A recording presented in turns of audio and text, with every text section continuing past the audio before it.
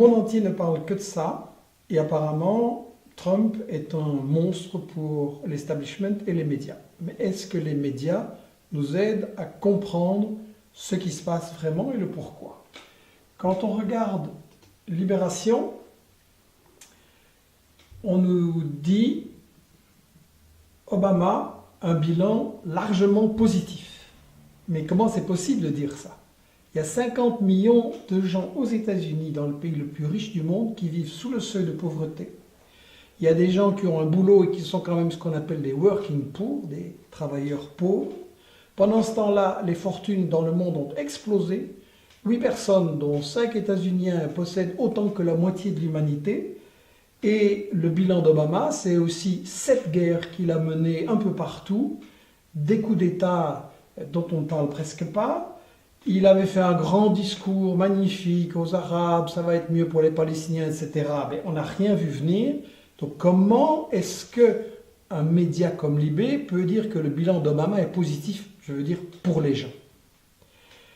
Et pour nous faire le contraste, on a le même Libé qui titre « Cauchemar avec Trump ». Bon, c'est clair que Trump, c'est un gouvernement de milliardaires, c'est un milliardaire. C'est clair qu'il ne va pas aider les gens, qu'il ne va pas les sortir de leur pauvreté, de leur désespoir. C'est clair que les gens aux États-Unis ont voté à cause de ça, à cause du désespoir, des années de politique qui enrichissent les riches, et les autres ont de plus en plus de mal à terminer leur fin de mois. L'Obamacare est un échec, le crédit est absolument catastrophique, les gens sont endettés.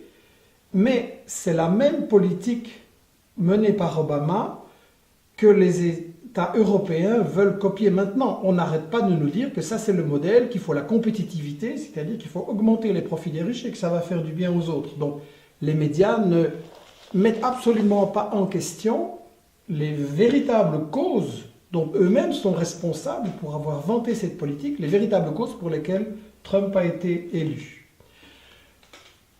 Ce qu'on a aussi de très frappant, encore Libé, c'est Trump fustigeant les fausses informations des médias. Alors, évidemment, on a dit Trump, il a fait sa campagne en mentant. Oui, mais ils sont tous en train de mentir. Hillary Clinton, Obama ont basé toute leur guerre, toute leur politique internationale sur des mensonges. Et quand vous regardez ce que Wikileaks a révélé sur base de documents venant d'officiels, de responsables des États-Unis eux-mêmes, on voit dans Wikileaks que toute la politique depuis 8 ans et avant était basée sur des mensonges. Même c'est curieux que les médias font silence là-dessus. Et après, il y a quelque chose d'étonnant, c'est que Trump est venu dire qu'au fond, on n'aurait pas dû faire la guerre contre l'Irak, ni contre l'Afghanistan, ni contre la Libye, ni contre la Yougoslavie, ni contre la Syrie. Alors ça, pour moi, je me réjouis au moins d'un point, c'est que ça ouvre le débat. Il se base sur Wikileaks, sur Julian Assange, et il dit que ce n'était pas des guerres justes. Pourquoi est-ce qu'il y a zéro débat dans les médias sur cette chose-là? Alors, on a aussi le thème que Trump est imprévisible dans le monde, le style imprévisible du PDG des États-Unis. Évidemment, une campagne électorale, ça on a quand même compris maintenant, c'est des promesses et ils ne comptent pas les tenir. Ils le font tous. Je voudrais rappeler que tous les présidents des États-Unis ont, dans leur campagne, promis la paix. Et tous ont commis tellement de guerres illégales et tellement de crimes que, selon Noam Chomsky, si on appliquait les principes de la justice internationale de Nuremberg, ils seraient tous en prison. Je dois rappeler que George W. Bush avait fait sa campagne électorale en disant que Clinton, le président précédent, avait fait trop de guerres et qu'il fallait que les États-Unis soient beaucoup plus calmes. Bush, en campagne électorale. Obama avait reçu, avant de commencer le prix Nobel de la paix, il avait promis on va sortir d'Irak, on va sortir d'Afghanistan, on va fermer Guantanamo. Il n'en est rien venu. Il avait fait, comme je l'ai dit, ce magnifique discours pour les Arabes, on n'en a rien vu. Et à la place, ils se sont appuyés sur Al-Qaïda, sur Al-Nusra, ils ont utilisé Daesh systématiquement, c'est des documents officiels des États-Unis qui le disent, ils ont utilisé Daesh pour, excusez-moi, foutre le bordel dans le monde arabe et garder leur position dominante. Donc, à parler de promesses, ok, mais qu'on nous parle non seulement de Trump, mais de tous les autres. Alors, au lieu de nous expliquer la différence entre Trump et les autres, on a ici un petit extrait. Avec outrance, un projet isolationniste contre la candidate démocrate Hillary Clinton et devenir président des États-Unis. Isolationniste contre la démocrate Hillary Clinton. Elle est quoi, celle-là? Ça veut dire quoi, isolationniste? Et qu'était Hillary Clinton? Ben, je m'excuse, mais Hillary Clinton, elle était en train de nous envoyer vers la Troisième Guerre mondiale. À force de provoquer la Russie, de les encercler, d'essayer de faire tout exploser au Moyen-Orient, de menacer la Chine, bien, on était parti pour un très grand danger de conflit mondial. Alors, ça n'est absolument pas mis en question. Hillary Clinton, apparemment, c'était la belle candidate. Moi, je dis qu'en réalité, il n'y avait aucun bon candidat. Le système des États-Unis n'est pas démocratique et vous aviez le choix entre un milliardaire qui a construit sa fortune en escroquant les gens et une millionnaire, disons, mais qui avait tout l'argent des banques et de Goldman Sachs derrière elle. Donc, on ne peut pas faire Trump le mauvais, Hillary Clinton la bonne, et on ne peut pas non plus, comme le fait Le Monde, parler du monde bipolaire de Donald Trump entre ceux qu'il juge hostiles aux États-Unis et à son économie, Chine, Mexique, européenne, et les autres, qui seraient ses amis, la Russie et Israël. Le monde bipolaire, mais je m'excuse, mais dans les médias, depuis des années, on n'a que ça. Les États-Unis et les Européens sont les gentils, les Russes, les Chinois, les Vénézuéliens, les Palestiniens, tout ça, qui ne nous obéissent pas, sont les méchants. On est depuis des années dans le western des méchants et des gentils. Et donc, je crois qu'on devrait avoir dans l'information quelque chose, une réflexion beaucoup plus profonde sur le fait que qu'est-ce qui se passe aux États-Unis. Et en fait, l'élite est divisée. Ils sont en déclin économique, ils sont en déclin politique, ils ont des problèmes militaires, et donc il y a différentes options et ils ne savent pas comment faire pour rester le numéro 1 mondial et empêcher l'apparition d'un monde multipolaire plus équilibré. Je vais donner un exemple.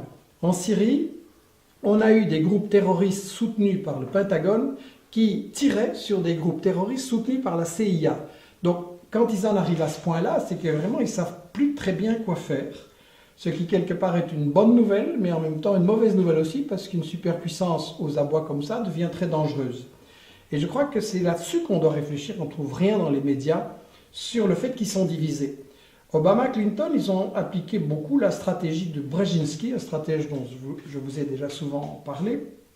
Et Brzezinski développe l'idée que les États-Unis doivent empêcher les rivaux de s'unir, doivent diviser et doivent être particulièrement agressifs envers la Russie et la Chine.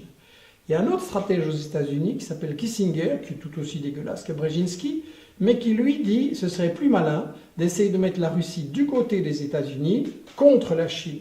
Est-ce que Poutine va se faire coincer dans cette chose-là? C'est une autre question, mais je pense que ça montre que l'élite, j'insiste, l'élite des États-Unis est divisée, et en fait, ça va plus loin que cette question de Kissinger ou de Brzezinski. Trump, il a une vision qui est inspirée par un professeur des États-Unis qui s'appelait Chalmers Johnson, qui est mort il y a quelques années. Il avait été analyste pour la CIA. Et il a publié un livre avant le 11 septembre 2001.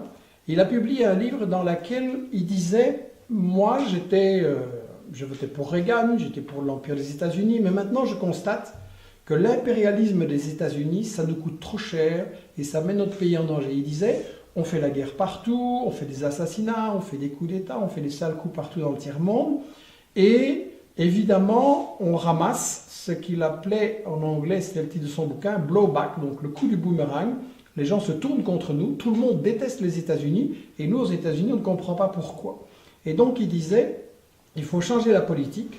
Il faut en fait, parce que cette politique impérialiste, elle coûte très cher, donc on est détesté, donc c'est de l'argent qu'on ne peut pas mettre dans l'économie qui va de plus en plus mal, et on voit ça comment l'industrie aux États-Unis a été détruite. Et puis, disait-il aussi, c'est une politique qui est entièrement basée sur le mensonge, on doit cacher aux citoyens des États-Unis ce qu'on fait et pourquoi, et donc toute la démocratie aux États-Unis, le peu qu'il y en avait, est en train de ficher le camp. Donc Chalmers avait comme stratégie de dire si on veut sauver les États-Unis, il faut abandonner l'impérialisme, il faut cesser d'être les maîtres du monde et il faut renforcer notre politique à l'intérieur.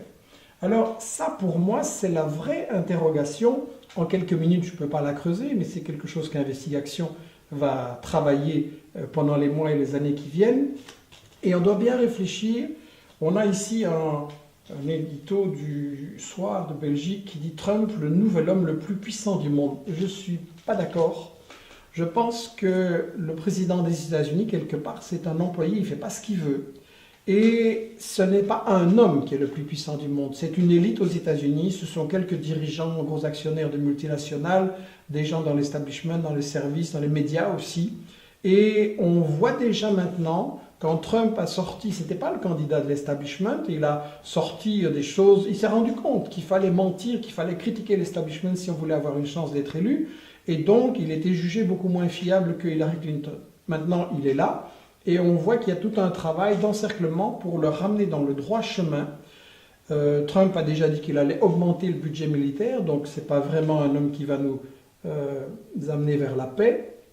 Et il est clair qu'il va être sous la pression des multinationales, ce qu'on appelle le complexe militaro-industriel, les fabricants d'armement, et évidemment que ces gens-là doivent continuer à vendre et donc à faire la guerre.